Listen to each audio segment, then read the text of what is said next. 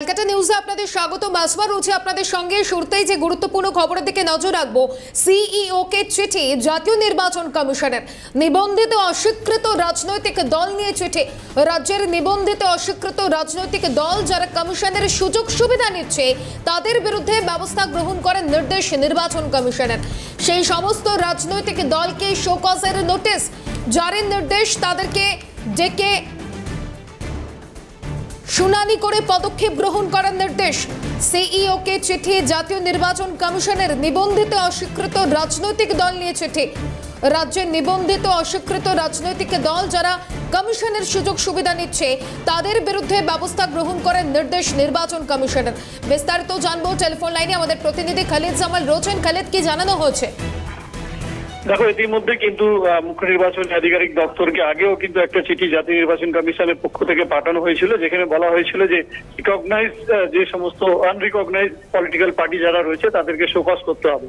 এই মর্মে কিন্তু আজকেও কিন্তু তাদেরকে যে নোটিশ জারি করা হয়েছে সেখানে বলা হয়েছে যে এই সমস্ত রাজনৈতিক দলকে শোকজ করতে হবে, তাদেরকে শুনানিতে ডেকে তাদের থেকে ব্যাখ্যা চাইতে হবে যে কেন তারা রাজনৈতিক দল হিসাবে বিভিন্ন নির্বাচনে অংশগ্রহণ করছেন না। যেটা দেখা যাচ্ছে যে ইতিমধ্যে দেশ জুড়ে প্রায় 476টি রাজনৈতিক দলকে কিন্তু তাদের স্বীকৃতি বাতিল করেছে জাতীয় নির্বাচন কমিশন। সেই মর্মে কিন্তু পশ্চিমবঙ্গেও যেটা দেখা যাচ্ছে যে 12টি অস্বীকৃত রাজনৈতিক দল রয়েছে যারা জাতীয় নির্বাচন কমিশনে যে সমস্ত সুযোগ সুবিধা নিচ্ছেন। অর্থাৎ সুযোগ সুবিধা কি? সেটা হচ্ছে তারা ট্যাক্সে এক্সেমশন পাচ্ছেন, ট্যাক্সে ছাড় পাচ্ছেন, তারা প্রতীক পাচ্ছেন, তারা কিন্তু বিভিন্ন স্টার ক্যাম্পেনার কে ব্যবহার করতে পারছেন। এই ধরনের বিভিন্ন যে সুযোগ সুবিধা জাতীয় নির্বাচন কমিশন নির্বাচন এর জন্য দেয় সেই সমস্ত সুযোগ সুবিধা তারা গ্রহণ করছেন, অথচ দেখা যাচ্ছে তারা বিভিন্ন নির্বাচনে অংশগ্রহণ করছেন না এবং বিভিন্ন সময় দেখা যাচ্ছে তো তারা কিন্তু একেবারে সক্রিয় থাকছেন না। সেই জন্যই জাতীয় নির্বাচন কমিশনের সেক্ষেত্রে তাদের বিরুদ্ধে ঠিক কি ধরনের ব্যবস্থা নেওয়া হতে পারে, কি জানানো হয়েছে?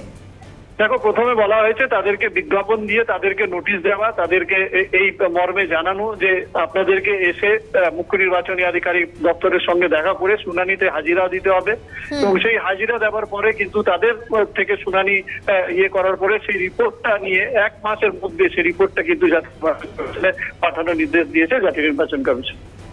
ধন্যবাদ জানাবো খালিদ। সিইও কে চিঠি জাতীয় নির্বাচন কমিশনের। নিবন্ধিত অস্বীকৃত রাজনৈতিক দল নিয়ে চিঠি। বলা হচ্ছে রাজ্যের নিবন্ধিত অস্বীকৃত রাজনৈতিক দল যারা কমিশনের সুযোগ সুবিধা নিচ্ছে তাদের বিরুদ্ধে ব্যবস্থা গ্রহণ করার নির্দেশ নির্বাচন কমিশনের।